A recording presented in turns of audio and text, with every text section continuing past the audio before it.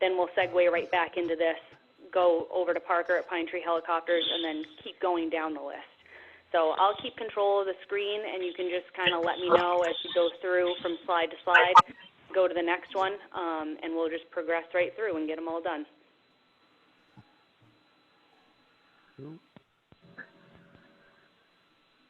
So with that being said, get started. So this is all going to be recorded as well, and what we'll do is we'll keep that MP4 file, and I'll be able to put it either on YouTube or somewhere, the town hall stream site that they have all the city council meetings on. It's possible that I could put it up on there too, so then anybody can come back and rewatch it or share it with anybody or watch just a portion of it, so that everybody can know what we have going on here at the airport, if they need anybody's contact information that gets shared throughout, or they have any further questions. So I think it'll be a pretty useful tool for us as we go forward. So airport operations, I want to talk a little bit about the airport in general itself. It's a publicly owned airport, public use, so it's open 24/7. It's similar to the roads, so anybody can fly in and out, can use it whenever they want to. The National Plan of Integrated Airport Systems designates our airport as a reliever airport. So among general aviation airports, reliever airports have larger capabilities as far as infrastructure. They have more than 100 based aircraft, and they're located geographically so that they're near major metropolitan areas. So we're right in between Boston, Manchester, Portland, and then we also relieve some of the traffic from Pease. So we're a really attractive alternative to the congestion that goes along with those more hub airports. So that's what our purpose is within the whole national airspace system. As I said, we're a public use, publicly owned airport. The municipality locally owns our airport. So some airports are owned by a county, some have a quasi-governmental type of entity that runs it and owns it. For us, the local municipality owns it, the city of Sanford. So this is the way the order goes. The city council is a 7-member elected council. The city manager oversees all the operations for the entire city, so there's multiple different departments within the city. So as the police department, public works department, parks department, fire department, the airport's a separate department. So I'm a department head and I work for the city. So again, my name's Allison Navia, I'm the airport manager. Morning. And then we have 2 other full-time employees here. Joe Ridley is our airport maintenance supervisor, and Matt Punske is our airport maintenance worker. We have a couple seasonal people that help out. Right now we have Rick helping during the summertime, so he comes a few days a week and helps with the extra stuff that's going on. Same thing during the wintertime. We have a couple part-time helpers that come in for plowing snow. We're located over on the west side of the airfield. We have that big white roof building at 9 Presidential Lane. There's a vestibule. That vestibule is always unlocked, and in there's a little drop box, a little mailbox, so if you ever need to leave anything for me or for us, you can always drop that in there even if we're not here, and there's a bunch of different information over there. We try to keep business cards for all the different businesses that are on the airport if you need to get in touch with anybody. There's a meeting schedule, the holiday schedule, and there's also packets for anybody who's applying for a gate card. So if you need a gate card access and you're not in one of the hangars that belongs to Southern Maine Aviation or to Jim Knowles, then you can come over to our building and you can grab that packet. It has all the information that you need to be able to apply for a gate card. I put our contact information in here. This would be a great thing if you're a tenant or an operator on the airport to save this information in your phone. So if you ever need us for any reason, you can just give us a call. So I almost always have my cell phone on me, a little tracking device, and email works really well also. So text, email, call, all that stuff. Getting a little bit into the safety aspect of it as far as operations go, foreign objects and debris are always a concern of ours. So this is any stuff that doesn't belong out on the airfield, and it's things that could become hazardous if an airplane kicks it up, if they ingest it, or the prop wash blows it somewhere else. So we want to try to take a team collaborative effort towards this. So anybody that sees anything that's not supposed to be out there, if you could pick it up and dispose of it, or if you know about it, if you could let us know so that we can go clean it up. We just want to keep everything out there as safe as possible, and many hands make light work when it comes to this kind of stuff. Surface incidents and runway incursions are a big priority as far as safety on the airport. FAA has a huge focus on these right now because over the last 2 years there was an increase in some of these incidents, especially at towered airports. So some of the different ways we can avoid having any of these things happen are avoiding complacency. So last year I sent out an email just to crack back down again on driving around the airport, walking around the airport when it's unnecessary, just because all of us think about it as our airport. You're really familiar with it. It's the easiest way to get from point A to point B. You want to just drive across, but really getting that complacent that way and driving across the approach of the runway or the runway itself is never a good idea. We really don't want to be doing that. So being patient is also part of that. It takes a little bit longer to drive around the long way, but it's just safer to do it that way, and it avoids any of these things ever happening. Staying observant. If you do go to cross the runway or go to cross the taxiway and you make your call on the radio, don't think just because you made your call, you're good, you checked your box, and you're done. Take a second, take a breath, goes back to that being patient again, and wait and see if anybody else calls, if you see anything, or if anything's going on. Use those proper radio communications, so who you are, where you are, what you intend to do, and then where you are again. And then that way there, everybody's communicating the same information, and we can all keep that situational awareness by monitoring the frequency. 123.075. To touch on accidents and incidents a little bit, this slide is about anything that's parked, so anything that happens when you're taxiing around. It's a lot different than just opening your door by accident in a parking lot and hitting somebody's car. Everything on airplanes and helicopters is made to help it operate and fly, and you can't just pull over to the side of the road, of course, when something goes wrong. So it's really important. You're not necessarily going to get in trouble. That's what insurance is for. We just want to make sure that everything's as safe as possible. So you have our contact information. You can contact the FBO. If you know whose plane it is, get in touch with them. Just don't ding something and then leave it. For other incidents and accidents, we had a gear failure a few weeks ago. There was a helicopter accident last year. So I wanted to put in a slide about that. First thing to do, of course, is to call 911. Dispatch should have everybody's contact information so that if you call 911 and you say there's an accident or incident or a disabled aircraft, then they know to get in touch with me so that you don't have to be on the phone right after something like that calling through everybody. So they'll let us know. The most important thing, if you have an aircraft or something that's disabled on the runway or even adjacent to the runway in the safety area, nothing else is supposed to be using that runway while you're there. So we need to make sure that we get that runway closed as soon as possible and that we can get out there and take care of it. So I put a couple phone numbers here. FAA accident response, so that number is active 24 hours, and they're the ones that they end up triaging all the different accidents and incidents. They only have a few people for the entire East Coast, but that checks that box that they were notified to call them and let them know if there has been an accident, and then the Portland FSDO also. I just want to say thank you for everybody who's on the call right now. I think this is going to be a really helpful, useful tool. I wanted to put in here the mission and the vision that we have for the airport, for the city, just so that everybody can see those and kind of zoom back out to the bigger picture and the point of all of this. So we want it to be as safe as possible here, but we also want it to still have that down-home personal feel so that everybody has a good time while they're out doing their things at the airport. So that's what I had here. Now let me see if I can play this. All righty. So anyways, thanks for having us here, Allison. My name's Rob. I'm the safety guy for Sanford Soaring. And just to, introduce you guys to us, we're a soaring club based out of Sanford, Maine.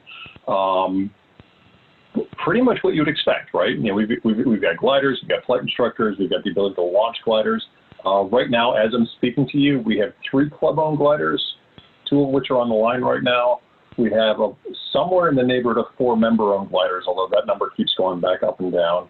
And we have a tow plane, and I just, you know, I always like to ask people, you know, or tell people you're welcome to come on by. We love having visitors, especially when this COVID thing's over. We love introducing people to aviation. So if you know folks who, you know, don't know much about aviation, we love to do that. And generally speaking, from an operational point of view, we're out there on good weather weekend days, generally between, you know, May 1st and May 15th. And kind of what I have set up here is just a quick little run through of our operations, so you can kind of see how we're operating, where the aircraft are going to be, and kind of anticipate a little bit about the kinds of operations that we do. So we'll talk, you know, what's our operations area, kind of what our patterns look like, both departures and approaches and landings, some things you might want to know about gliders. And then we also have the tow plane buzzing around. And, yeah, I'm one of the tow plane pilots, and, you know, it's a strange operation. It is just kind of what it comes down to. So from an operational point of view, we generally tend to operate on the south side of runway 725 in the grass, generally in the area between, you know, close to the glide slope antenna on one end and close to the PAPIs on the other end. And you know, my big focus here is to beg people to please treat this area. It's not officially a runway, but please treat it as if it is a runway. And the reason is because we have gliders that are going to be landing and taking off from this area. We have the tow plane landing and taking off in this area. And just kind of the general rule of thumb that we come down to is anywhere between the edge of the road and the edge of the runway. So there's a little perimeter road that goes around it. Between the edge of the road and the edge of the runway is what we consider to be, you know, the runway, our runway. And we ask that people, you know, stay out of there. If you want to drive out and come visit us, we'd love to have you. We just ask that you drive around the perimeter road rather than, you know, coming across the grass or something like that. From a departure point of view, we generally are going to either take off on runway 25 or take off on runway 7. And when we're taking off, you got to remember that we have a tow plane that's towing the glider, and we're towing with a little piece of polypropylene rope that has about a 1,200-pound braking strength. And so rope breaks are a very real occurrence in gliding. They break, right? And so what I'm going to do as a tow pilot, or what all of our tow pilots do, is we try to keep the glider within gliding range of the airport through as much of that departure as we can. So the glider has the ability from very low altitude to make it back to the airport. If the rope breaks above about 200 feet above ground level, then we have enough room for the glider to turn around, come back, and land the opposite direction. But, you know, we don't want to go too crazy. And so generally what I'm going to do is I'm going to join a traffic pattern, right? So we have to take off in the grassy area, start climbing. When we get to about 700 feet indicated, make a crosswind turn. When we get you know, I'm only on the crosswind for a second or so, turn downwind and continue climbing on the downwind until such time as we're up above traffic pattern altitude. And coming off of runway 25, we'll generally use left turns just to kind of go with the flow of what people would normally expect from us. If we take off from runway 7, the direction of turn is determined by which other runways are in use. So if everybody else is on runway 7, we actually tend to turn out to the right. And the reason is you know, we're slow, we're plotting, and what we don't want to do is actually cross the departure path for runway 7, just in case there's another departure that we didn't see or anticipate or something like that. And it's just, you know, just gets us out of the way better if we go ahead and make that right turn, climb up to above traffic pattern altitude, and then kind of work our way over the airport. And from there, we'll generally head upwind. That's kind of the plan. If we have traffic on 1-4 or 3-2, if it's on 1-4, we want to join the flow. We don't want to go, you know, into the flow of traffic for 1-4, so we'll make the left turn. Likewise for runway 3-2, we're not trying to turn into the base for runway 3-2, and so again we'll make a left turn in those situations as well. So you can kind of, you know, if you see what's happening out there, you can kind of anticipate what we're going to be doing from a departure point of view. On the approach side of it, pretty simple. So what happens is when the gliders are getting ready to come back, they generally are going to tend to work their way towards the approach area, you know, and somewhere 1,500 to 2,000 feet is when they kind of get into this area. And what the glider pad will typically do is just kind of, you know, meander around a little bit as losing altitude. You're kind of in a safe space here where you know you can make it back to the airport. And so just, be aware that when glider operations are happening, you may well run into gliders on the south side of the airport getting reasonably close to pattern altitude. And generally, as we get down to pattern altitude, that's when we're going to start flying the actual, planning our energy so that we can make the approach to the appropriate runway. And generally, the approaches look a lot like you would expect from an airplane. They're just a lot smaller, right? And so if we were landing on runway 7, you might see there's a sand pit over here that I like to use as my initial point. And what you'll do is you'll typically leave the initial point as somewhere 1,000 to 1,200 feet MSL and work your way in, join the downwind. The length of the downwind is going to vary a little bit, but generally speaking, we pretty much go around the glide slope antenna and then come and land on runway 7. It's pretty straightforward. It's pretty recognizable, and there should not be a transgression over onto the runway. That being said, if something goes sideways, maybe there's a preceding glider that's blocking the runway or something along those lines, please remember we can't go around. And so what you may see is a glider sidestep onto the pavement or sidestep onto the grass on the other side, depending upon what seems to be the safest at that exact moment. And that can happen very late. We've had cases where people have driven out onto the runway, or not on the runway, but onto the grassy area, and a pilot has made the decision at the last second to offset to a different landing service. Okay. Same thing happens here, right? You're going to see that, if we're landing on runway 25, again, it's going to be kind of a 45 to a downwind type of an approach. The entirety of the approach is typically going to be west of the runway 32 center line. And so, generally speaking, when we're doing this, we're not really going to be interfering with any traffic on 14 or 32. But just, don't be alarmed if you're taking off on 14 and you suddenly look up and you see a glider in what looks like a steep turn. The glider knows that you're there. They don't really have a choice about, again, we can't go around. And so they're typically going to work hard to stay on the southwest side of that center line for runway 32. So kind of as some things you might want to remember, when you see the gliders out there.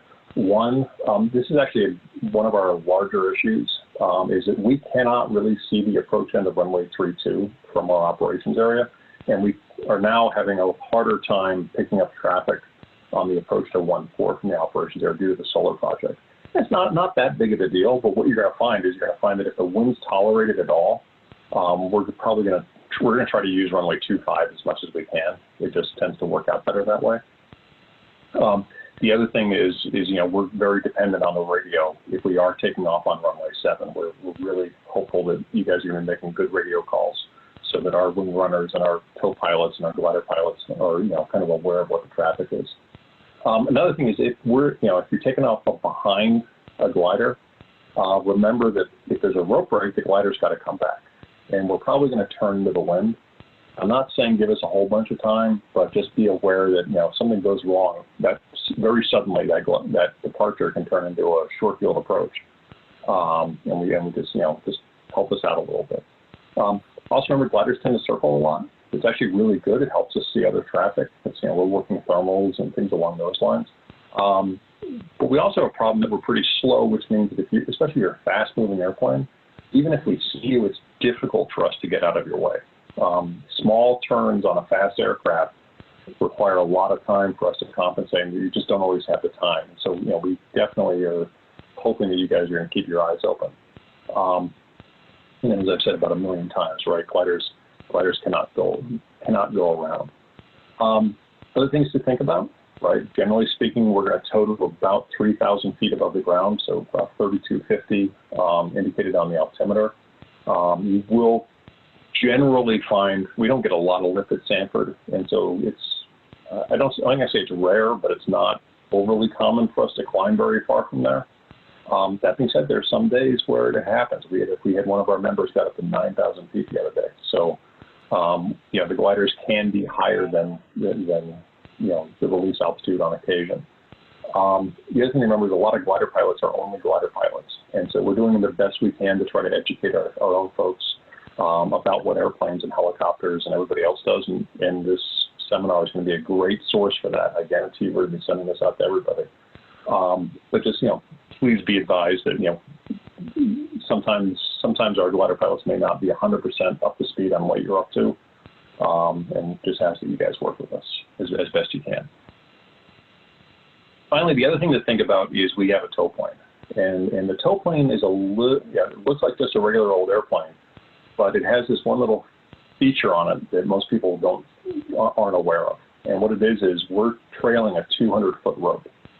And so what happens is, when we tow the glider, it's pretty obvious, right? As the tow plane takes off, you see the glider is about 200 feet behind the tow plane, and they fly out as a pair. And life is pretty good, and you're just going to see this slow, kind of plodding kind of climb. Remember, we're not very maneuverable when we have a glider in tow. And so, sometimes it's just, we're just limits to how much we can maneuver for traffic avoidance and things along those lines. Once the glider releases, now it's the cousin of a Citabria. It's a very maneuverable aircraft. But we're still dealing with the fact that we have a 200-foot rope hanging off the back of the glider, or not, off the back of the tow plane. And that rope will typically descend about, especially at slow airspeeds, it can descend to about 100 feet below the tow plane. And so from a approach path point of view, you're on short final for the grass. I can't be flying over the pappies, can't be flying over, boxes of stuff, runway lights. We have to be cognizant of where that, that ring at some point at the end of the rope is going to be bouncing along the ground. And we just don't want to be snagging it or doing any kind of damage. And so the result is we fly a very, very specific ground track. We're going to work with you as far as traffic goes. We do everything we can, but the main tool that we use to work with people is going to be speed control or maybe a 360 on downwind. What we're not able to do is, extend our downwind out to go behind somebody just because we have to hit that especially landing on 2.5, we have to fly that very weird kind of ground track that we do. A couple little, heads up, we use different calls based on our operations. If you hear, Sanford Traffic Scout 869 or 86, that's the tail number of the tow plane, we're just a scout, right? That means there's nothing attached to the tow plane. You'll hear us call ourselves Scout Tow Plane sometimes, and that's just, we habitually do that when there's a rope attached to the aircraft, just kind of hoping to give, the regulars a heads up. And then when there's a glider attached, you'll hear Scout Tow Plane, glider in tow. So those are kind of the three ways we refer to ourselves, trying to, at least let the regulars know what's happening with the aircraft. As far as the patterns go, we do our best to try to join the traditional patterns. So, typically if we're landing on 7, it's going to be left traffic. So we're an airplane, so we fly the left traffic. But it's going to be a tight pattern. What it is we're trying to make sure that we're nice and high coming around the corner. And it tends to work out pretty well. We come around the corner, you'll see us, we'll actually overshoot final just a little bit usually. And that's just because there's some stuff in the grass that I don't want to take the rope over the top of. And then typically we're landing somewhere, past the glide slope antenna to roll out to, kind of where everybody kind of congregates about midfield, if that kind of works. And then the other way is the opposite direction, right? So you come in on a nice 45 to a downwind for runway 25. This is much more of a challenging approach for us because, you have the pappy lights out here, you've got some ditches out here and some, now there's some boxes from the solar panel and stuff like that. It's all fine. But what it means is, typically what will happen is I'll join the downwind. There's a little building down here that is typically an aiming point. And what we're trying to do is get to that turn just short of runway 32 at about 700 feet. And then we kind of go right down this little alley. There's a little bit of a zig and a zag, and then landing in the grass, over on the left side of runway 25. So it's a really fun approach, by the way, if you ever get a chance to play it. And that's kind of, that's kind of about it. So if you guys have any questions, please don't, or just, questions, comments, concerns, anything along those lines, please don't hesitate to reach out to us. We're always looking for ways in which we can, be better about safety.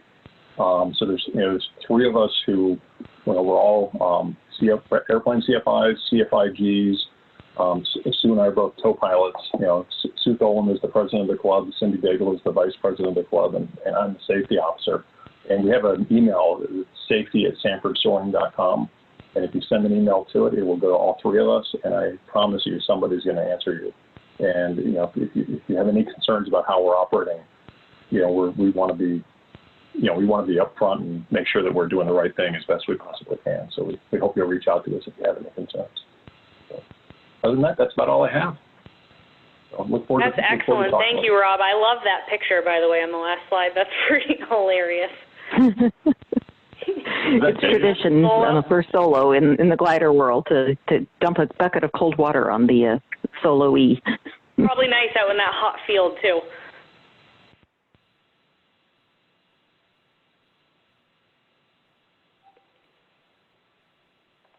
Okay, so there's the glider presentation. That worked out pretty well.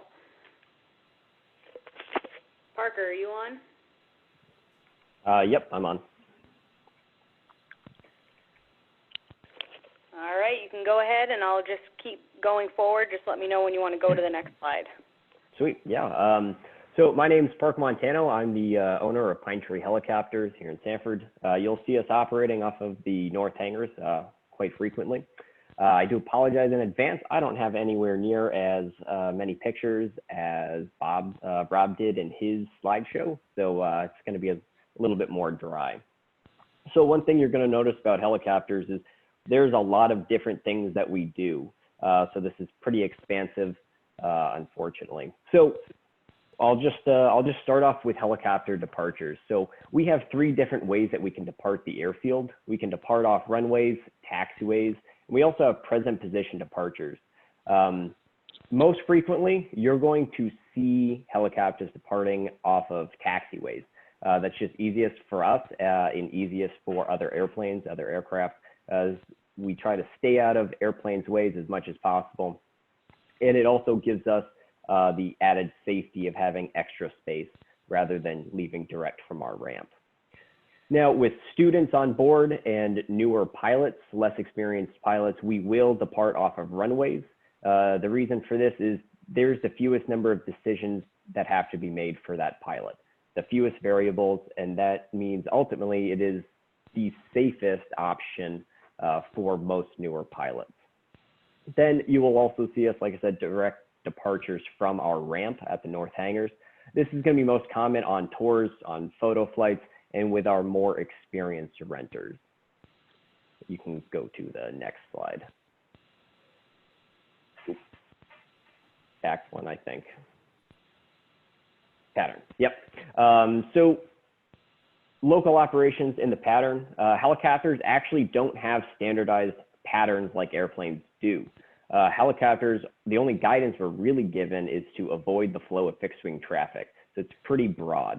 In most scenarios, what you're going to see is helicopters will conduct right-hand traffic when in the pattern for a taxiway or for a runway. Helicopter patterns are also a lot tighter. The general rule of thumb that we try to follow is if we have an engine failure, we can make the runway pavement within gliding distance, which for us, best case scenario is 4 to 1. So we really don't glide very much. So if we're at 1,500 feet, we can go about a mile.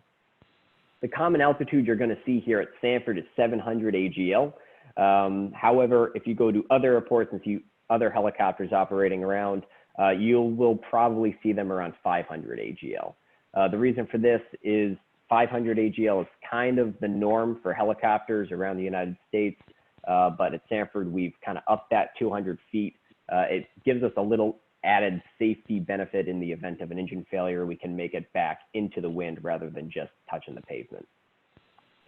Now, we commonly use taxiways and the runways both while in the traffic pattern. In this case, we will actually call traffic for the parallel runway until we're on final. Then we'll say that we are landing on Echo Taxiway or Charlie Taxiway or whatever it might be that we're using. Now, one thing to keep in note is that aircraft taxiing do have the right of way over us when we're landing on the taxiways. We are fully aware of that. We have pretty good visibility, pretty good unrestricted visibility in these helicopters. So we can see you guys usually before you see us. And if we are on final for a taxiway and you're on it, don't get nervous. We will sidestep, get out of your way, and we won't overfly you. All right, so our approaches are a lot different than airplane approaches. We are normally going to approach at about 10 to 15 degrees, 60 knots and under. That is considered a normal helicopter approach, if there is such a thing. Now, we do have a high volume of student training, so these numbers can change drastically, as any CFI can tell you. Now, when we're conducting steep approaches, which is a lot of what our training consists of, steep approaches and auto rotations, it's a lot slower and a lot steeper. For steep, we're looking at less than 45 knots on final and over a 15-degree angle of approach. So when we're moving around the airport, we have two real ways of getting around, right? Hover taxiing and air taxiing. And so there's a difference, and there's a time and a place for each one that we try to use it. When hover taxiing, we go at a brisk walking pace, about 3 to 5 feet off the ground. This produces a lot of weight turbulence, and that downwash essentially exceeds 50 miles an hour. So we try our very best not to taxi near other aircraft when we can avoid it. So when we're able to do a hover taxi, that's what we'll do. However, if it is safe to do so, we'll perform an air taxi. And a lot of variables go into this, but essentially we taxi around, we're almost flying 20 feet, 25 feet off the ground, and 40 knots, sometimes a little faster. This cannot be done safely with a tailwind, so we don't do it with a tailwind. Now, the upside of this is it almost eliminates that 50-mile-an-hour downwash, so that we can move quickly across the airfield and without really sandblasting anybody or knocking around any aircraft.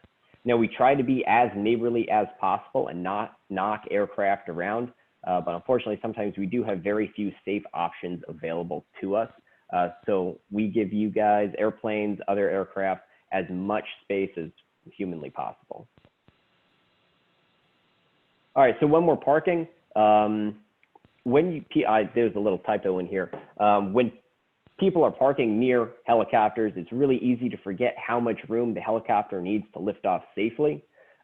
We've never had this problem here at Sanford. Now, when we go to other airports, and we land, we'll come back out to the ramp and we'll see someone has tried parking wingtip to wingtip with the helicopter. The problem with this is that it prevents us from taking off. So almost all the time in Sanford, we park over at the helipad, so it really is not a problem. It's more of just if you're taxiing somewhere else and you're going to go park, just remember that helicopter that's parked out as far away as possible is there for a reason.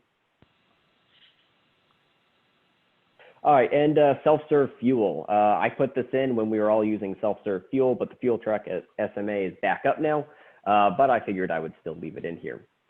Self-serve in a fuel can be a little bit of a production. We require set cool down periods, which sometimes means we have to sit there and idle for up to 5 minutes. We do not carry wheels on board the helicopter. Once it's shut down, it does not move. Now in Sanford, we can walk across the ramp to get our wheels and move the aircraft if we need to, but general rule of thumb, once our skids are on the ground, it doesn't move.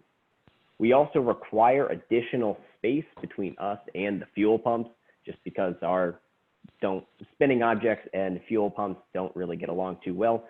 So we try and park near the edge of the box. So if you see us parked almost like jerks, we're not trying to be. We just don't want to be too close to that fuel. So I apologize in advance if you have to wait, 5–10 minutes for us to get fuel. We're going as fast as we can. All right, and back to patterns, auto rotation. So engine failure training is a critical part of training in helicopters. We do it a lot. Now, when conducting this auto rotation training, what we do is we actually roll back the throttle to just above idle, and we actually glide. So what we've done is we have disengaged the rotors from our engine. So we're actually in a real simulated engine failure. The engine's not producing any usable power for us. So with that in mind, remember a go around will take time and altitude. Sometimes it can take a couple hundred feet if you were the student in a weird configuration for us to actually go around in the middle of an auto rotation. We have very, very steep angles of approach and very high descent rates. Usually minimum is going to be about 1,500 feet per minute, but it can go up upwards of 2,000 feet per minute, depending on what type of auto rotation we're doing. And these can only be done with a headwind. So sometimes people like to do tailwind landings at Sanford. We can't do that. So With these auto rotations, we will enter final at usually around 1,000 feet. I know I said minimum, but typically around 1,000 feet AGL. Sometimes we're going to be higher, sometimes we're going to be a lot lower when we enter these auto rotations. So these are our kind of airport-wide training areas that you're typically going to see helicopters dancing around.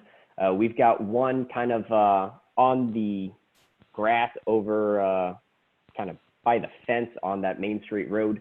That's typically where we teach students how to hover for the first time. The reason being is that is the widest, flattest open area in Sanford, the Sanford Airport. So that gives us the most amount of space without having to hit anything or with no obstructions for us. You're going to see us conducting slope landing operations in the middle of the airport. There's a few hills and slopes. That's typically where we're going to be. And then you'll also see us kind of do more advanced hovering stuff. You'll see us turning around windsocks over by Delta Taxiway. It's where Delta Charlie. That's where we do spend a fair amount of time over there going in circles. Now, when we are outside of the aircraft, we have three major areas that we're visiting. The first one I want to talk about is actually the Kennebunk Plains. It is 3 miles east of the Sanford Airport. We will be up there at 2,000 feet and below, so you will periodically hear us call helicopter orbiting 3 miles east of the field, 2,000 feet and below. This looks kind of close to the airport. We're actually between approach ends of that runway, so it's actually a very safe place for us to be. When we're up here, we are circling, so we can see aircraft and traffic coming in. The next spot that you're going to see us frequently, I know we were just out there the other day, is 3 miles west of the field, over by the mountain out there. We have off-airport operations that we conduct there, kind of already pre-scouted areas where we take students to practice landing. Out there, we're typically going to be below 1,000 feet, so we're pretty well out of the way. Now, you're also going to see we do a ton of our training out to the northwest. We'll usually kind of be over Sanford and farther out. That's where we like to do a lot of our teaching students how to fly straight level, turns, climbs, descents, and sometimes we are over the coastline, but we mostly do go inland. All right, so then we have the helicopter arrival. So we have multiple ways to arrive and then land. So we can join the pattern for a runway or a taxiway, or we can go direct to the ramp.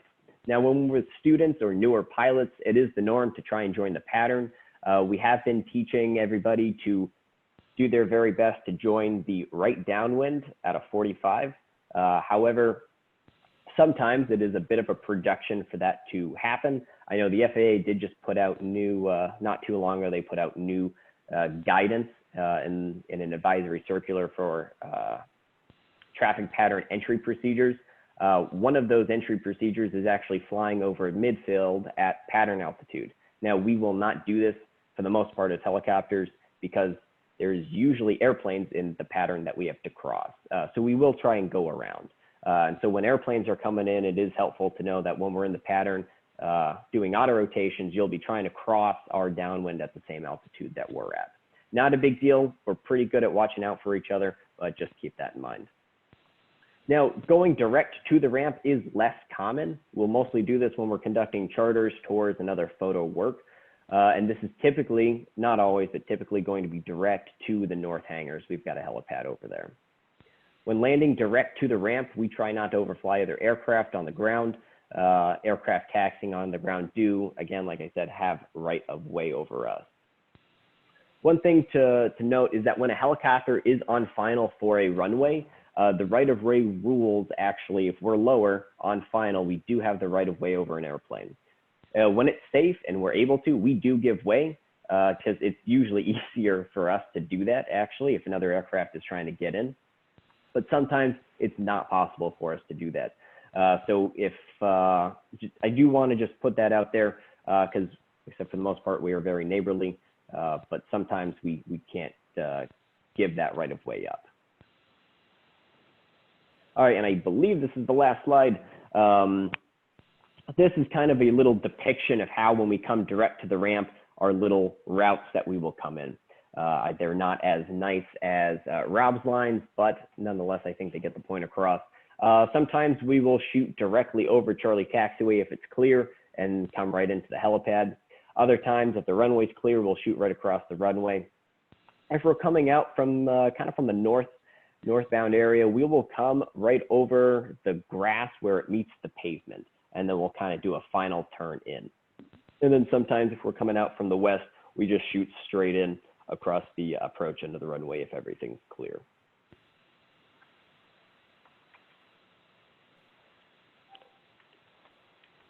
And if anybody has any questions, comments, concerns, or if they have any problems, either with, like I said, we have a high volume of students, we have a high volume of flight instructors. Actually, we're hiring on 2 new instructors, possibly a 3rd right now. So we have many different pilots operating here. We do have a lot of renters who come in and rent. So if anyone has any problems with something a helicopter has done, or you have any safety concerns, this is my cell phone number here. You can give me a call, shoot me a text message anytime. That's also my email address down there. So if you want to email me, you can also get a hold of me that way. Excellent. Thank you, Parker. Anytime. All right. Next up, we've got Andrew with Southern Maine Aviation.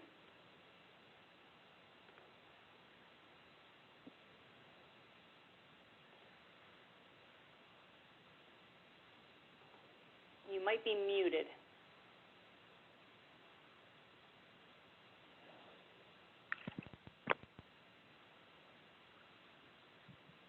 Can you hear me now?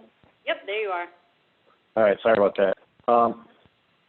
Good morning. My name is Andrew Button. I'm the chief instructor for Southern Maine Aviation. We're the FBO located on the north end of the field. Looking at the slide here, that's the building there. The left half is Southern Maine. The right third of the building is where the cafe is.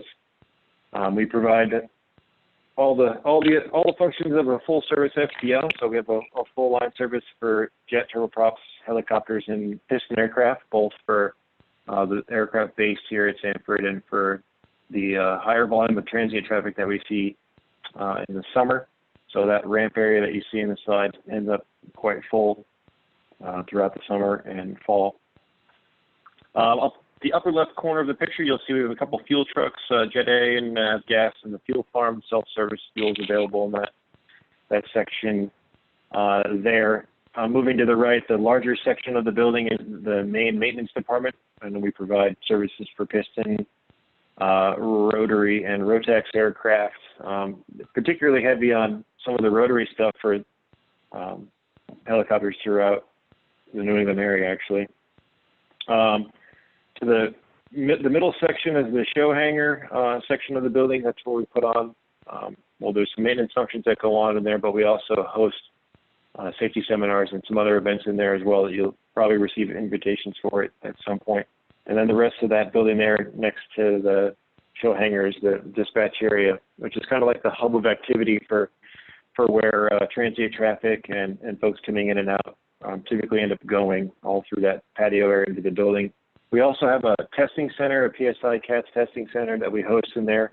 That is computer-based testing. It's not just for aviation, but it's for a whole gamut of professions, real estate, medical, some construction stuff. All kinds of people are coming in and out doing testing there. We also have a flight training department where we have 4 full-time instructors and 7 part-time folks that are operating. And we also provide facilities management for a lot of the hangar buildings at the airport here, and the resident aircraft. If you go to the next slide, that'd be great. The flight training department, we have 6 aircraft. We flew 3,500 hours in 2019, which averages out to about 9.5 hours a day. So we're fairly busy for a 6 aircraft fleet, and that represents flying with 262 different people. So why do I bring that up?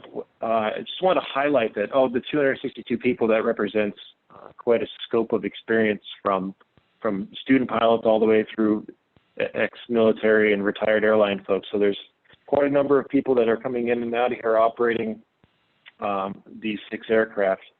So lots of different voices on the radio with a lot of different experiences. As a flight training department, we are an FAA 141 approved school, which opens up the market for us for some GA veterans stuff and working with local universities and things. So we're rapidly growing here. So we provide private pilot training, instrument and commercial stuff. Want to highlight the instrument stuff with some of the instrument approach procedures that we end up doing that we do lots of training for. We do some tailwheel and some light backcountry training in the Sabre aircraft. So we may operate a little bit on the grass as well. Spin and upset recovery training. We generally do that well away from airways. That's up well away from the airport, but I just wanted to highlight that. And we do quite a number of flight reviews and instrument proficiency checks for the 262 individuals we highlighted, and then some others as well that travel here. We do have a scenic certificate, so we do some scenic flights and photography work, and we do have some aircraft rentals as well going on. You can go to the next slide. These are the tail numbers of the different aircraft that you'll probably hear on the radio. They'll likely become familiar, so if there turns out to be anything kind of unusual going on with any of these tail numbers, please don't hesitate to reach out and ask me about it. I'm happy to answer questions and investigate any of those things.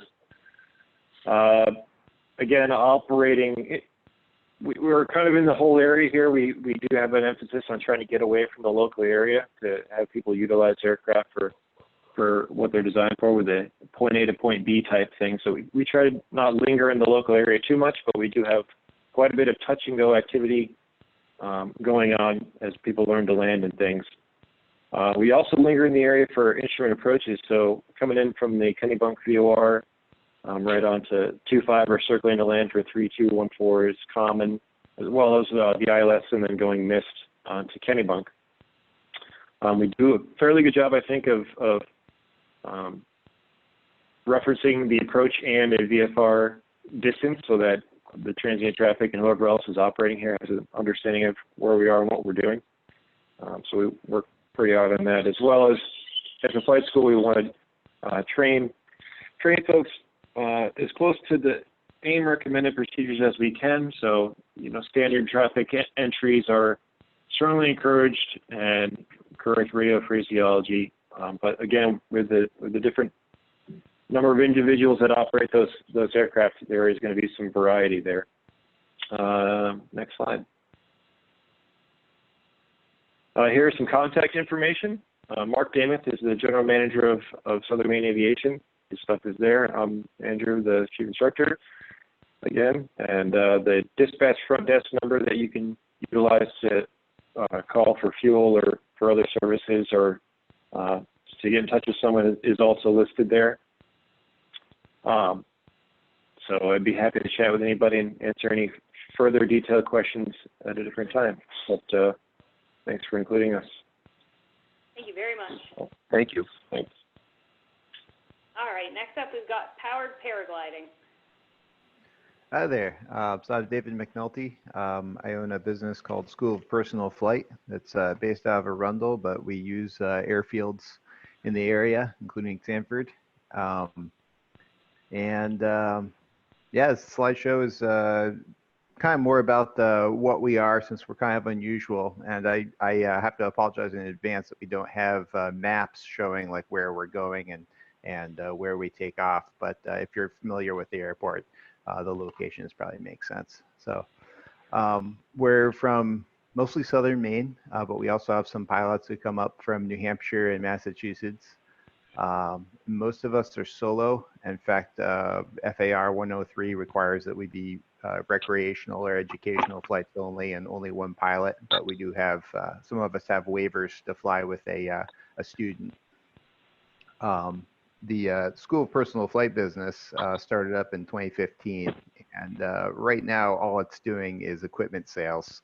The last few years it's been doing instructional flights and teaching people to fly, but this summer with COVID-19 we're not teaching anybody.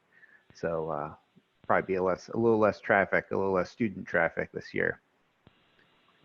So next slide. All right. So we're ultralight vehicles. We fly under the FAR Part 103 regulations. So we're very light. I didn't put it here, but probably the most important thing to everyone else at the airport is that we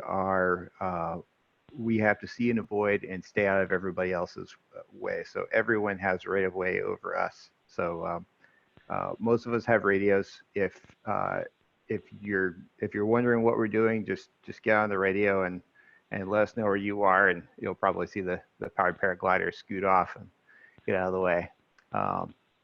Anyway, our motors, they have to fit on our backs, so they're lightweight. They're usually between 45 and 75 pounds. They produce 20 to 30 horsepower. They're very high strung. Most of them are two-stroke. They break down all the time, so we don't really rely on them to keep us up in the air. We fly more like gliders who happen to have motors than like motorized aircraft. So we're always trying to keep a glide ratio to a safe LZ, which is usually somewhere in the airport if we're near the airport. But if we go cross country, if we fly somewhere else, we generally take a very high path over the trees so that we don't end up in a tree if our motor fails. We're usually up there no more than 2 or 3 hours. That would be a long flight for us. Our airspeed is really low. In fact, we probably just look like ground clutter. If you're flying more than 60 miles an hour, we'll look like we're standing still or sitting still. In fact, I think because of that and because of our small size, we're also pretty hard to see. But mostly we cruise around 25 miles an hour, so that's kind of about the speed that we're touching down at. Actually, a little less than that. Our glide ratio is about 10 to 1, but with the motor, it's more like 7 or 8. So, well, we're usually on that kind of 7 or 8 to 1 glide to a field where we can land at. And we don't have a whole lot of room for extra gear. The motor's got us pretty much full to capacity, so then we have to run with it too. So it's we're not carrying a whole lot up there.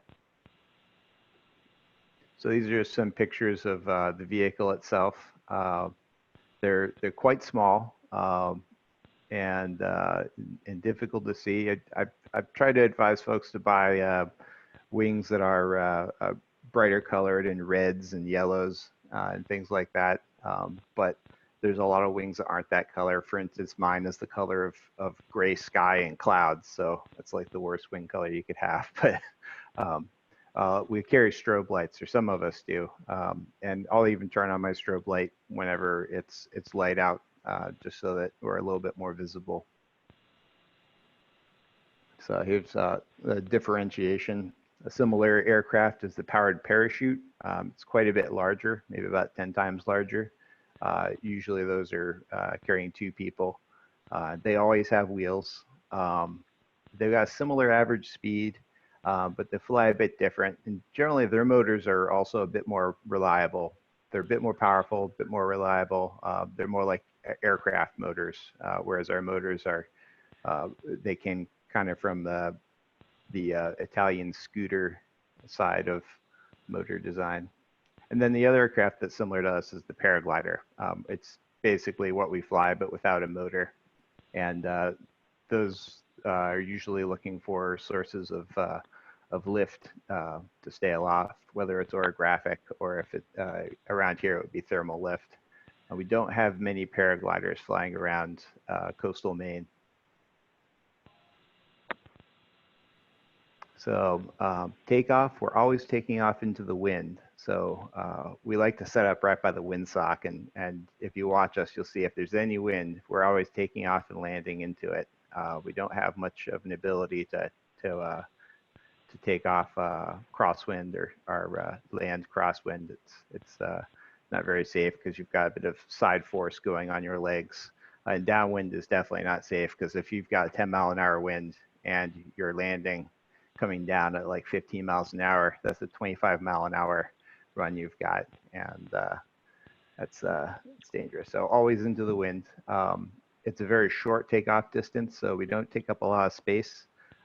That area between taxiway Charlie and Delta, that grass area by the windsock is all we need. Our motor is usually off when we're landing. That's just to reduce complications. If you fall down after you land and the throttle hits the ground, the motor can rev up and cause damage or injury. So we tend to turn them off before landing. But if it's turbulent, we'll sometimes leave them on so that if we have to go around, we can. We're generally off radio during the last like minute or so of takeoff and landing because our hands are busy doing other things. I think I covered this. Yeah, we look stationary if you're going fast. We blend into the ground clutter because we're barely moving, relatively. And then when we're low, we're avoiding any kind of upwind obstacles like hangars. So if the wind is coming from the west and we're on taxiway Charlie, we're going to stay well far away from the hangars on the west side of the airport because about 10 times the height of those objects is that rotor and turbulent zone that we don't want to be landing in. We're very weather dependent. We're slow, and sometimes the wind is faster than we are. In fact, last night it was, so it was interesting flying. Whenever our airspeed matches wind speed, we're parked, so we just look like balloons up there, not moving, or jellyfish, or some kind of very slow thing. We fly early in the morning, late in the evening. Rarely you'll see us in the midday. Usually it's in the winter or in the fall if it's been overcast all day. That's generally the only time we'll be out there between like 10 and 5 p.m. We fly when the winds are relatively smooth, so a lot of gustiness we tend to avoid. We avoid wind shear, so as a rule of thumb, if the wind's at 3,000 feet or 30 miles an hour or about 25 knots, we're not flying. And then generally we fly warm months, May to October, but there are some pilots who have flown the winter with heated gloves and all that. And then we can extend our window of flying about 30 minutes on either side, sunrise and sunset with a strobe light. So windsock is our operation area typically. That area around there, and you'll hear it on the radio, like ultralight powered paraglider, takeoff, windsock. When we depart, we usually come back. The places we like to descend to, like the helicopters, Kennebunk Plains, we like to kind of go sightsee there a bit. Wells Beach, sometimes we'll fly out there. And if there's a wind coming from like the west, for example, if it's coming from any particular direction, we start our flight into the wind so that if the wind picks up, we can still make it back to the airport. That's because we're very slow. Tandem flights, that's a large, lightly loaded wing. It ends up being so slow that if there's any wind, it doesn't have much penetration. So when I'm flying a tandem, I try not to go far from the airport, and I'll loiter around taxiway Charlie, just to the west a bit, and about 500 to 1,000 feet west of taxiway Charlie. If we're going cross country, flying away from the airport, we'll get high over the trees, and there's trees in all directions. So we're usually at about 2,000 to 2,500 feet when we're departing the airport. And that gives us a chance to make it somewhere safe to land if the motor does go out. We have to stay away from congested areas. It's not on the slide, but the areas like Walmart and stuff, if we're flying anywhere to the east of the airport along the main road, it's a lot of traffic. So if we had a motor out there, that would be a major issue. So we tend to go high, especially if we're going east, which means we usually fly we try to stay above the pattern if we're going east, like 2,000 feet or so, 2 to 3. And if we're on radio, we'll say something like crossing runway midfield, like tag runway 14, or hopefully we'll give you some call out. But not everybody carries radios, so we'll just do the best we can.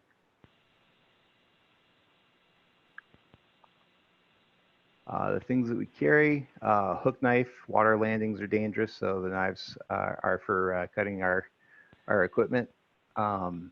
Reserve parachute, if we do encounter severe turbulence or some other issue that disables the wing, we have a backup piece of fabric that gets us down for a vertical landing. Flotation, since water is so dangerous, we put that on our motors as well.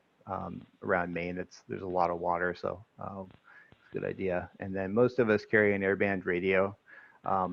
Sometimes we can't hit the button to talk, and most of us are listening. Sometimes just with scanners. Some of us are responding, but a lot of times we're difficult to understand. We've got wind noise. We've got our faces are cold in the winter or the fall. And then our motors put off a lot of electromagnetic interference from the spark plug. We don't have shielded wires going to the motors. And then also we're not real familiar with airport lingo. Many of us don't come from a aviation background or an aviation like a general aviation background. So we could use help there. Like how could we communicate better, and what can we say to really tell you guys where we are? And I've got a phone number at the end. I'll give you guys an email address too if you have suggestions. Emergency procedures. My car, it's a silver Pontiac Vibe. If there's first aid required somewhere, there is a first aid kit in the right rear hatch. So you open the hatch back, and on the right side, there's a red cross there. And that's got typical first aid equipment in it, including a tourniquet and a splint. The most common accidents that we have that require attention are propeller strikes. We haven't had any, I should say we haven't had any of these yet, but we're always prepared. If somebody's hit something with the propeller, then the first aid kit's there to stop the bleeding and you bring it to the hospital. Broken legs or sprains or any of that, it's a first aid kit, hospital. And then if you suspect a concussion, bring the person to the hospital as well. I think there's one there. Water landings, real serious. That's 911, Coast Guard for sure. If you have a rope, throw it. It's probably would be pretty dangerous unless you're, it's pretty dangerous to go in with someone who has a motor on their back because they're very heavy and they don't float unless they have flotation. So throwing a rope's a good idea. If you witness a hard impact, if someone hits the ground really hard, call 911, like if they're not moving. And then provide first aid and shade and water if they ask for it. Power lines, it's call 911 and the power company. Yeah.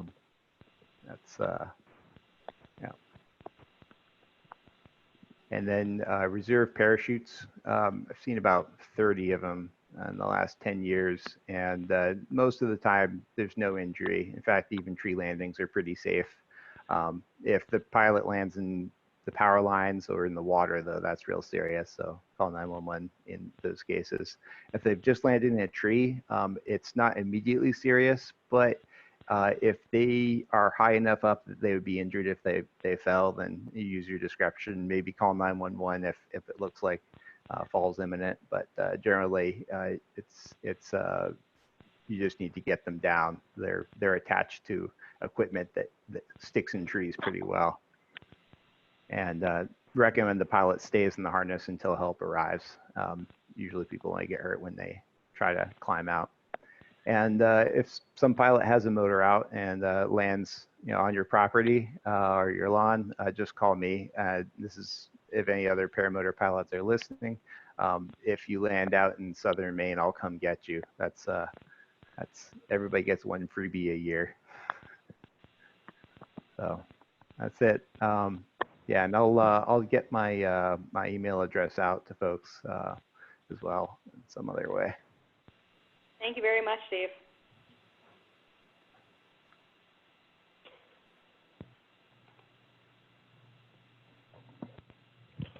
All right, Rich and Nick, are you guys up? Yeah, we're here. Yep. Yeah, we're here. All right. All yours. All right.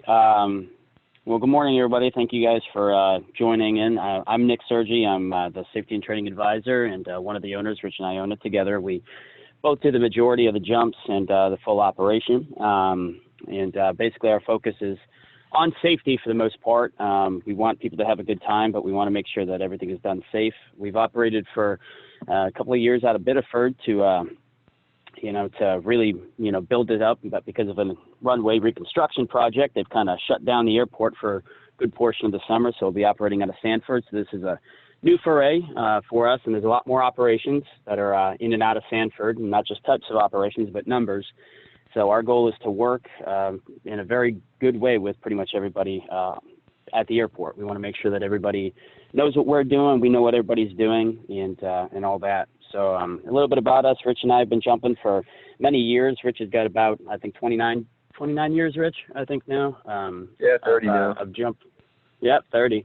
And I've got about 17. We both got, an upwards of 10,000 jumps each. So we kind of know what we're doing. And we are a tandem-only operation, so we don't service like fun jumpers. We don't do any sort of student training. If you see parachutes in the sky, they're being flown by people with a lot of experience. And Rich and I both have pilot licenses as well, so we kind of understand airport lingo, pattern entry, things like that. We don't want to be anywhere we're going to encounter you in an aircraft any more than you want to encounter a parachute. So, we have a vested interest, of course, to stay out of your way. So basically tandem parachuting, if anybody doesn't really know much about it, it's basically where an inexperienced person, like a student is, or just a passenger, is attached to the instructor via harness. And the parachute is built for two people. It's a little bit larger. There's redundant safety systems in place to make sure that not only are they secure, but that the parachute system works. And as advertised, we do have two parachutes on board. We have a main parachute and a reserve parachute. They're similar but different to the powered paragliding parachutes that you'll see and probably have seen over Sanford. Ours are designed, they're a little bit more stable of a wing. They're not as efficient as paragliding wings are, but they are more stable because we do have to deploy them at free fall speeds at terminal velocity. So we're able to, to navigate back to the fields. They are fully capable of forward flight, and we can slow them down and we can speed them up, but you can never quite stop them. And just like them, we only have one shot. Well, a power paraglider, of course, can come in and can add power and go around for a second try, but just like a glider, we have one shot pretty much to make it to the landing area. Our landing area, if you're looking at an airport diagram or if you're familiar with the airport, is on the northwestern side of the field, adjacent to taxiway Charlie, right by the approach zone of runway 14, and right basically next to the hangars. There's an open field area, and that's going to be our target area for landing. In most cases, we are going to aim and bring the parachutes down in that location. There are once in a while times when there may be a shift in winds and things like that. We may opt for a different area or if there's an obstacle in the field, but that's going to be the general. And you'll have to forgive me, I'm not on the video. I can't see Allison's screen, so I'm just going to rely on her to kind of keep up with any sort of a slide there. But yeah, I went through that. Rich and I are both fixed-wing pilots. There is full redundancy. We do have automatic activation devices on board the parachutes. Should there be an issue with the instructor, should anybody be knocked unconscious, have a heart attack, aneurysm, any sort of medical condition, these parachutes are armed and able to deploy themselves automatically without any intervention from the user. So that's just an added safety feature. During the operations, we do jump at 10,000 feet over the airport. We are deploying our parachutes by 4,000 feet, and then we'll start our descent down into the field. From that 4,000-foot point down into the field, we have about a 5 to 7 minute parachute ride. We are descending throughout the entire process, and we will try and keep ourselves away from any active traffic patterns. We can fly right-hand, left-hand traffic, whatever the case is. And we do have a much tighter pattern, similar to the helicopters, than a typical aircraft does. We'll pretty much fly right over the taxiway turn and bring them right in, and that's usually at that point below 300 feet. They're brightly colored. They're very large. They're brightly colored, multiple different colors, so they should be visible to most people who have their head on a swivel. If, there are times when a pilot can't see us, if they're above us and we blend in with the trees or something like that, but in general, you'll be able to see us, and of course, we'll be using radio communications. Let's see, we are going to land into the wind, similar to the power paragliders. We want to minimize our forward speed for the descent and the touchdown. So you can just generally a good idea, of reference, we will have a couple of flags in that field. If you're looking at the windsock and it shows which direction the wind is coming from, we're going to land into the wind just like a normal aircraft does. We'll make multiple radio calls throughout the whole process. When we start up our operations, we usually use the call sign Skydive 1. We have a discrete squawk code with ATC. So anytime you hear Skydive 1, you'll know we're pretty much in the air. We'll announce our taxi and announce our departure. And then usually once takeoff occurs, we pass through pattern altitude, we'll announce leaving the pattern. That's just to let everybody know that we're swapping over to Portland approach. We will, we're going to be monitoring. We have multiple radios on board the aircraft, so we will be monitoring the traffic pattern, all the chatter that's going on, aircraft that are coming in and out. If there's any situation that closes down a runway or closes down the airport, any sort of an obstacle, we will be, kept abreast of it so that, if there's a situation where we can't jump, we're not just going to release the skydivers.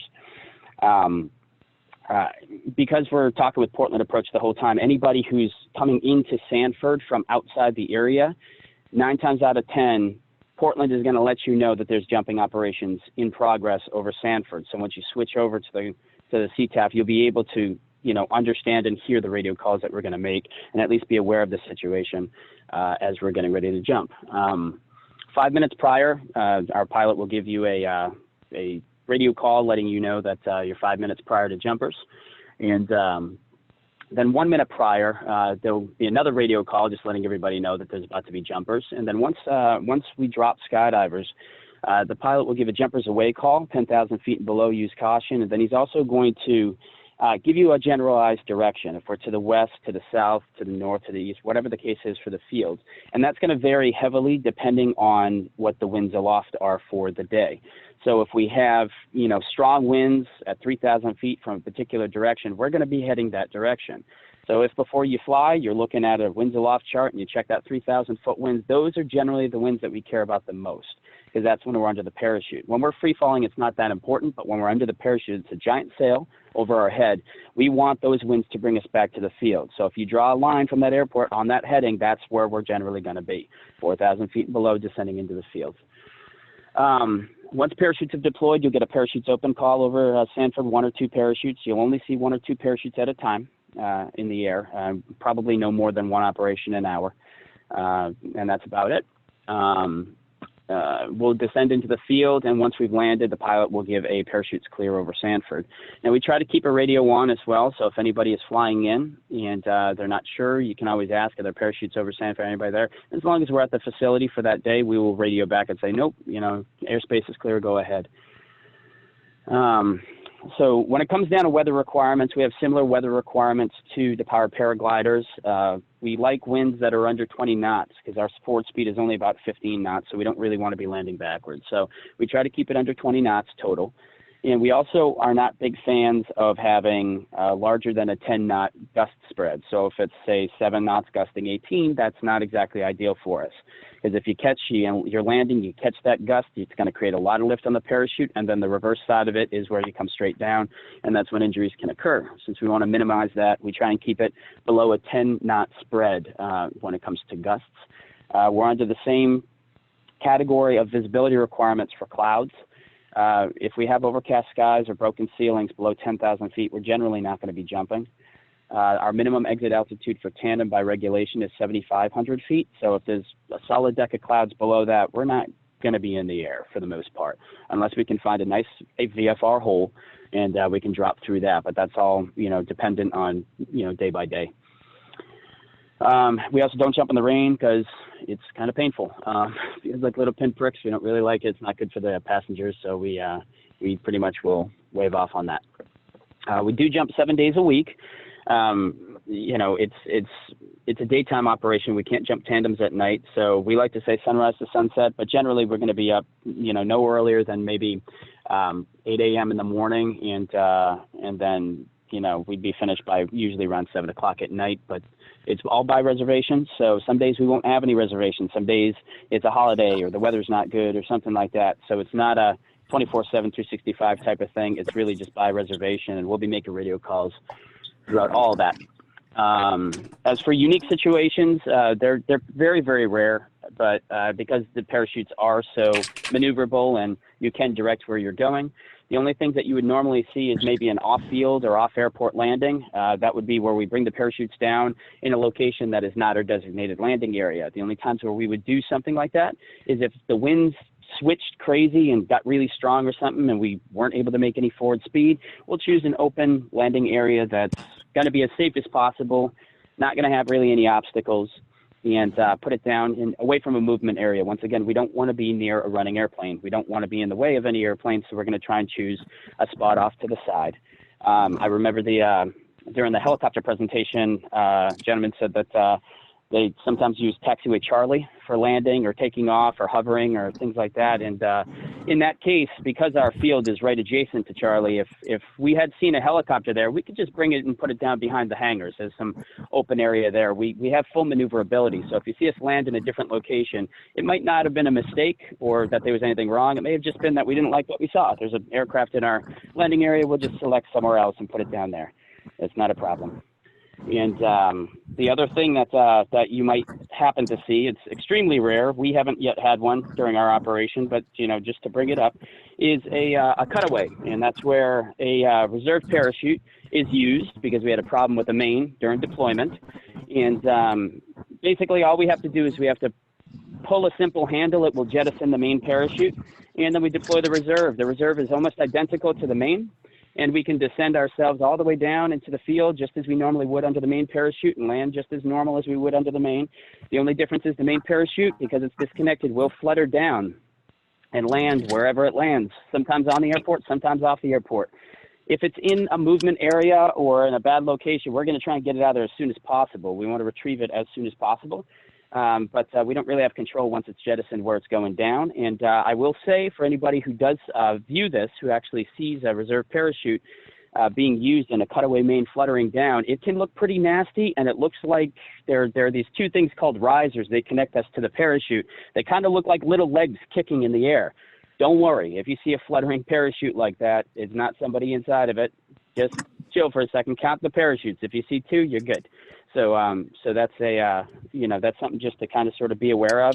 If there is a cutaway, we are aware of it, and we're moving to recover that parachute ASAP. And that's most of it, most of the entire thing. Does anybody? I don't know if anybody has any questions or anything like that, but we're always available to answer your questions. Our phone number is listed on our website, but I can give it to you guys as well. And we have email that we're always available to answer any sort of questions, or you can just stop by and say hi. Sounds great. Thanks so much, Nick. Yep, absolutely. All right, next is Lifelight. Good morning, everybody. Can you hear me? Loud and clear. Yes. Good morning. My name is Tom McDevitt. I am the base lead pilot out of Sanford. And other than some of the other presentations, I have some good pictures. But basically what Parker passed as far as helicopter operations, I would just say ditto. Without going through all of our requirements and helicopter operations, Parker did a great job of highlighting helicopter operations out of the airport. So Lifelight in Maine, again, it's a nonprofit that's partners with two different healthcare organizations up north, and then in Lewiston with Central Maine. We have the pilots and the mechanics at the three bases are all employees of 7 Bar Aviation, which is based out of Texas. But again, our customer is, for the pilots and the mechanics, are Lifelight in Maine. Lifelight in Maine owns the helicopters and the fixed wing. We are available for response out of the bases 24/7, 365. And typically what will happen, we'll get a call. It'll come through as an alarm internal to our hangar. We will get the information, we'll make a weather decision, and then we'll get information as far as what the call is. Typically, 80% of what we do is interfacility transfer. We're moving patients from mostly rural hospitals to either Eastern Maine and Bangor, Central Maine and Lewiston, Portland, Maine Med, or down into Boston. So we have 3 helicopters, again, out of Bangor, Lewiston at the hospital, both at Eastern Maine and at Central Maine, and then Sanford is the only base that we actually are operating out of an airport. The King Air is also out of the airport at Bangor.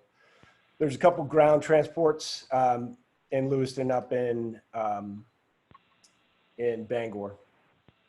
And again, we'll use, if the weather's not good, we're an IFR program, but if the weather is just not supportive, then the patients will go via ground. Next slide, please. So we have Augusta, 109 Echoes, and we have 109 SPs.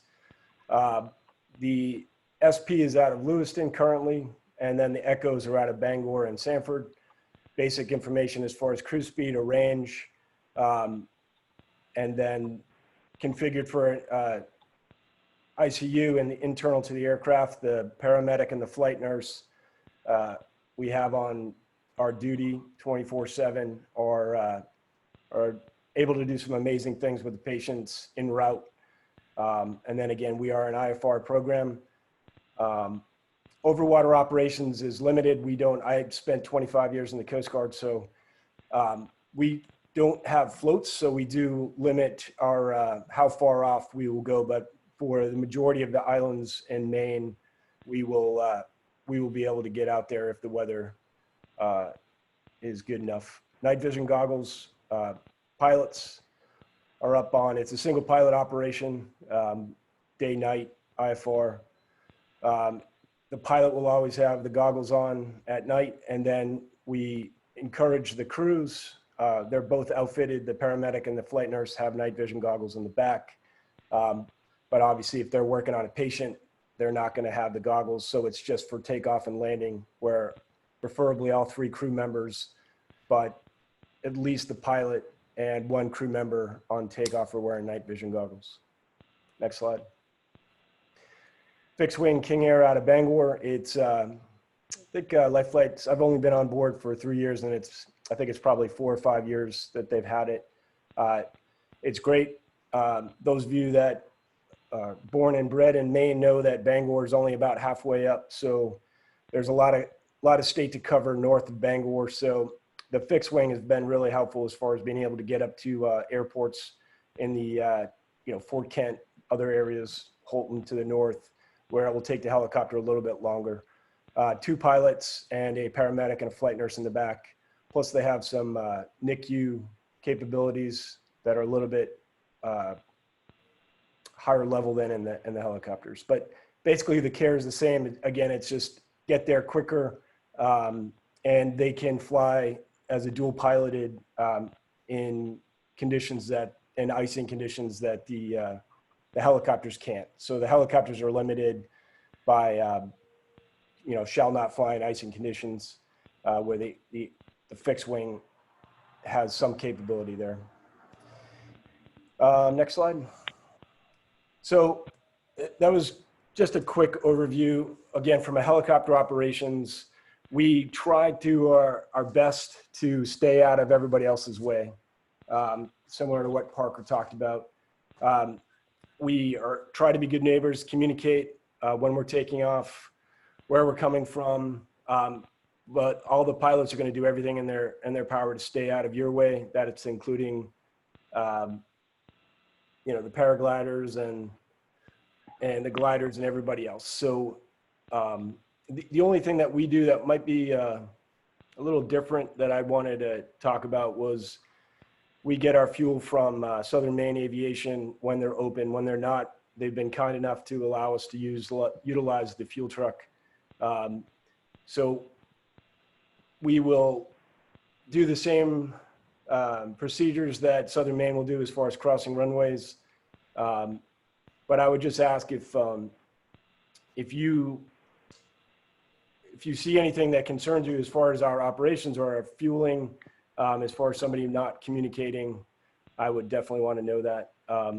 Unfortunately, I will send it to Allison afterwards. I just texted out the pilot cell phone, which they have, we have 24/7, but also my email address to everybody if you need to contact me.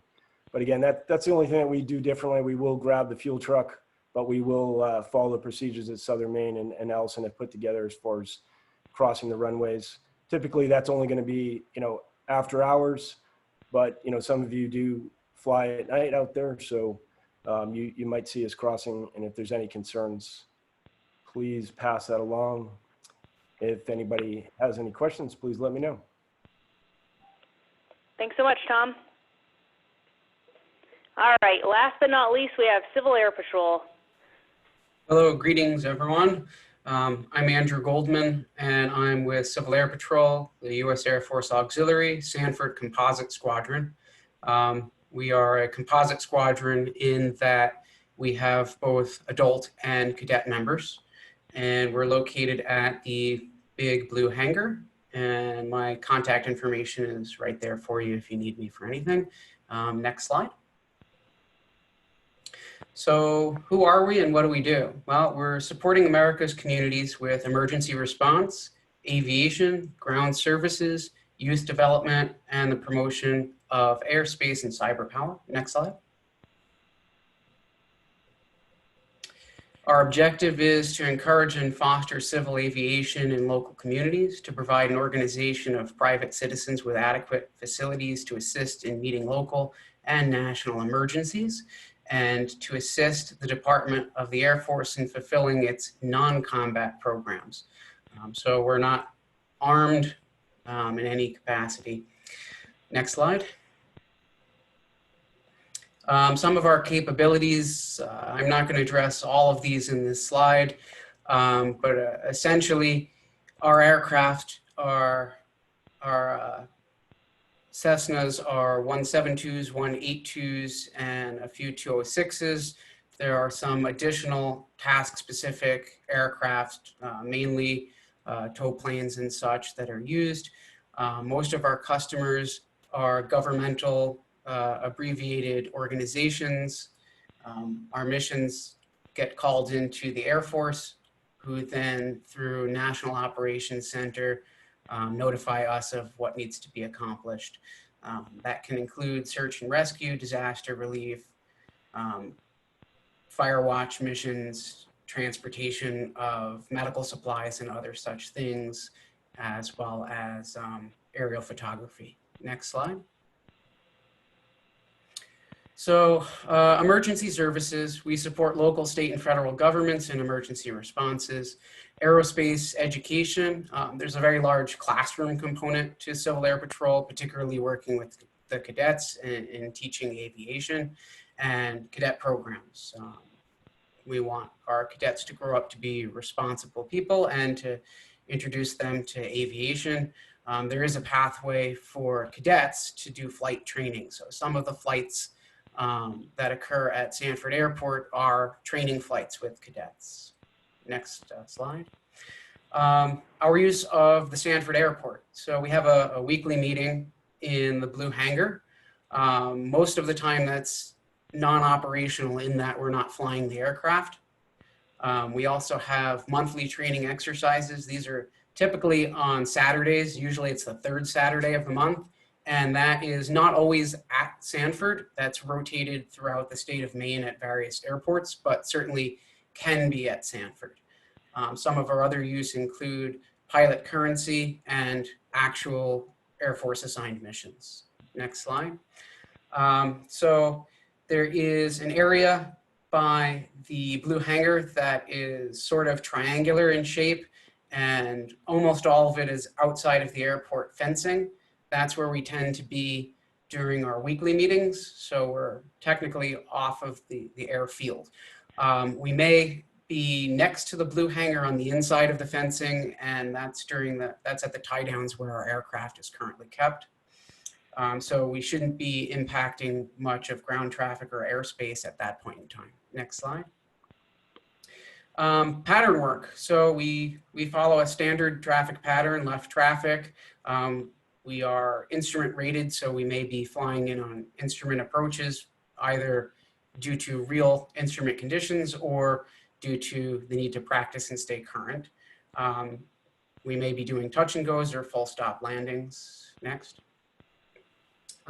So this is pretty standard. I don't know that I entirely need to go through all of this with you guys, but red arrows would indicate, our standard VFR traffic pattern and entry, and the yellow arrows can indicate straight-in approaches either for real IFR work or for practice. We'll also be making standard traffic calls, radio calls. Uniquely, we have 3 radios on board our aircraft, so we will try and always be monitoring CTAF when we're in the area. We may also be on a tactical radio and additionally with air traffic control. If we have a 3-person crew, that's fairly simple for us to do. If we have a 2-person crew, we may be switching back and forth between radios. But in general, we do a very good job of monitoring frequencies. So if we're having a monthly exercise, again, this would be usually on a decent weather Saturday. You'll see anywhere from 4 to 6 Cessna aircraft, fixed wing only, stationed on the ramp outside of the blue hangar. They'll be arriving and departing, sometimes with regularity, sometimes haphazardly. Arriving and departing between sorties, we follow standard taxi run-up and runway departure procedures and standard arrivals into a downwind. Area traffic. So very often we fly direct point A to point B routes. Sometimes we do some what may appear to be strange things, like orbiting a point at 500 feet AGL or 1,000 feet AGL. We generally try not to do that within 4 miles of the airport, but depending on why we're doing it, usually it's for photography, and a government agency has asked us to photograph something very particular. It is certainly possible, and there have been circumstances. Just recently, we had to do aerial photography of a point that was in the approach end at Pease and needed to coordinate with tower. So it is certainly possible that we may be in a location that is not the most conducive to other traffic. We try and be very cognizant of that and not loiter too much. Additionally, we may fly a very zigzagged and funny pattern, gridding a geographic region. Usually that will also be between 500 and 1,000 feet above ground level. And the reason for that is we're usually searching for something. It may be a training mission, and the thing that we're searching for may be artificial, or it may be something that really needs search and rescue. That could be either a visual search, which is why we need to be so low, or that can be that we're looking for a ELT. That can also be a training ELT, or can be a real aircraft that we're trying to find. Hopefully, if it's a real aircraft, it's because someone landed a little bit hard and set their ELT off, and isn't because someone really wrecked. Next slide.